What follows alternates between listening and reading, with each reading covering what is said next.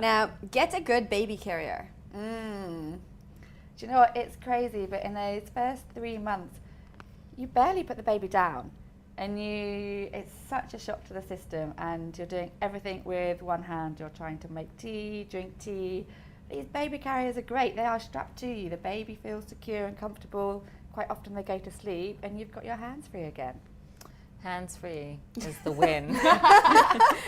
It means you can get other stuff done. I'll feel a little bit human for a moment again. Yes. 2 hands. So that's the biggest thing, is the fact that the baby still feels like it's being nurtured and you feel close to your baby, but you can do stuff. Yeah.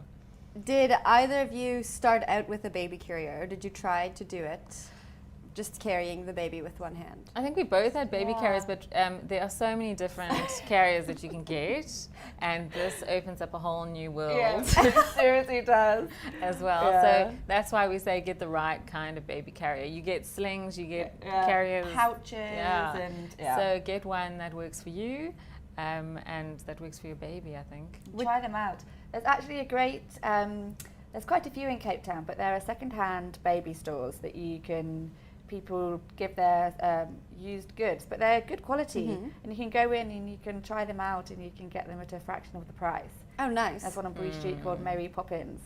So places like that are a good place to go if you don't know what carrier you want. I got 3 from there. I got the baby sling. I got the wraparound one, which I never quite worked out how to use, because it's just a lot of cloth that you need to wrap around, and your baby is tied in you. But I've seen people use them and they love them. When you know how to use them, they look like they're really good, but they're too high grade for me. But when they're untied, they're basically just a massive long piece of material. And then you've obviously got the baby on and etc. and things like that. So yeah, find the one that suits you and you'll have your hands free. What are your favorite baby carriers? Baby Beyond for me. Mine to start with was the Baby Sense sling. Okay. Yeah, that just would put Luke to sleep straight away. It's great. That's awesome. Yeah. When all else fails, 1 o'clock in the morning, put them in the sling and walk. Yeah. All right, the next one is easy meals are where it's at. Yeah.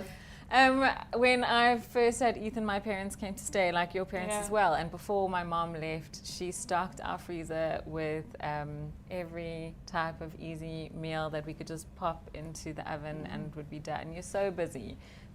The last thing you need to do is cook for yourself. But what you really need to do is look after yourself. Be healthy. Yeah, and be healthy. And so having things that you can take out of the fridge, ready-made salads, that you're still looking after yourself, getting nutrients, and being able to baby at the same time. It's really important. Yeah, definitely. You're not looking after your baby if you're not looking after yourself. So yeah, keep it up, keep up the strength. How do you prep those meals if you don't have any time? Someone else needs to do Someone it else you. does it. Yeah, definitely. Either Woolworths. Woolworths is great at that. Or Woolworths a friend. is good. There's quite a lot of online shops that do it now, and I haven't used them, but I know lots of people that have, that deliver to your door. Sounds nice.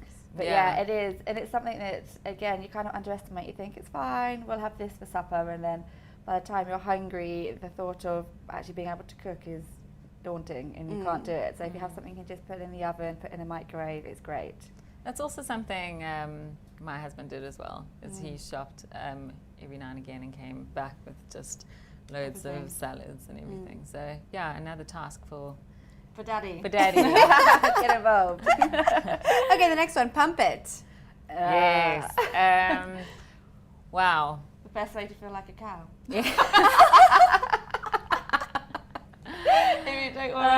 Yeah, this is like a personal thing, obviously, but you can express your breast milk and give daddy a bottle to give baby at night. And I think for me, having some consecutive hours of sleep, once I decided, right, I'm going to express and dad's going to do the 11 o'clock feed, it changed everything. I mean, just getting like 5 hours of sleep solid was an incredible thing at the time.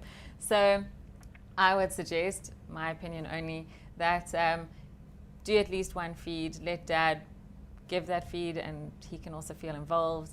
Get a good breast pump, Get not yeah. something that's going to take you hours, Hours and so you hours, don't yeah. actually sit there feeling like a cow, but spend the money and get something good. No, they are worth it. Yeah, I think I had the Medilla, Yeah, same. yeah, which was Exactly the pretty same. good, yeah. Is it painful? I've heard people say it's painful to use the pump. It I can find be, it painful. but I find it think okay. after a while your nipples get pretty hard.